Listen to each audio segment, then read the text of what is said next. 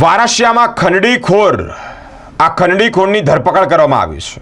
6 લાખ માંગવામાં આવ્યા। ફરિયાદી પાસે 6 લાખ માંગવામાં આવ્યા ત્યારે ડીસીપીનું નિવેદન આ અંતર્ગત સામે આવ્યું છે। ડીસીપી અભિષેક ગુપ્તાનું નિવેદન સામે આવ્યું છે। થોડા દિવસ અગાઉ ફરિયાદી પાસે જ ખંડણીના 6 લાખ માંગવામાં આવ્યા હતા।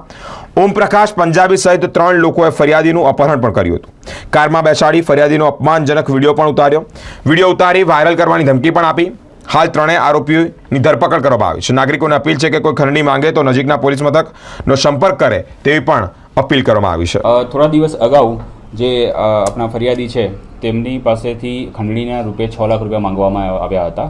જેમાં ઘટના એવી બની હતી કે જે ફરિયાદ કરનાર છે તેઓ રસ્તા પર ઊભા હતા અને 3 આરોપીઓ ઓમપ્રકાશ ઉર્ફે ઓમ્મી પંજાબી, રાકેશ ભોજાણી અને શૈલેષ ઉર્ફે છોટુ પટેલ નાઓ એક ગાડીમાં તેમની પાસે આવ્યા।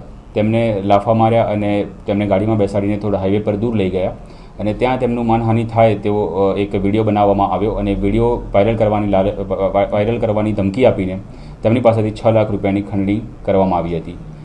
જેમાં જે આરોપીની ધરપકડ કરવામાં આવી છે અને ગુનો દાખલ કરવામાં આવ્યો છે। ખંડણીમાં એમણે એવું કારણ આપ્યું છે તું કંઈ પણ કામ ધંધો કરે તારે અહીંયા આ વિસ્તારમાં રહેવું હોય તો તારે પૈસા આપવા પડશે અને એ સિવાય એનો જે વિડીયો ઉતારવામાં આવ્યો તો એ વિડીયો વાયરલ ન કરવા માટે પૈસાની માંગણી કરવામાં આવી હતી। માનહાનિ થાય એવો એક રીતનો એક વિડીયો બનાવવામાં આવ્યો છે। આરોપીઓ છે એમનો કોઈ ગુનાહિત ઇતિહાસ છે?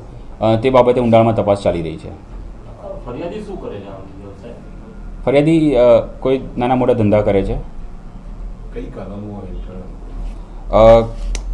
બીએનએસની કલમ લગાવવામાં આવી છે 308(2), 119, 115, 351, 352 અને 54 કારણ કે 3 આરોપીઓ છે એકબીજાની મદદગારીમાં છે એટલા માટે અને આ સિવાય આઈટી એક્ટ 66E પણ એડ કરવામાં આવી છે। 3 આરોપીને અમે પકડી પાડેલ છે અને ધરપકડ અટક કરવાની જે ઓફિશિયલ કાર્યવાહી છે ચાલી રહી છે।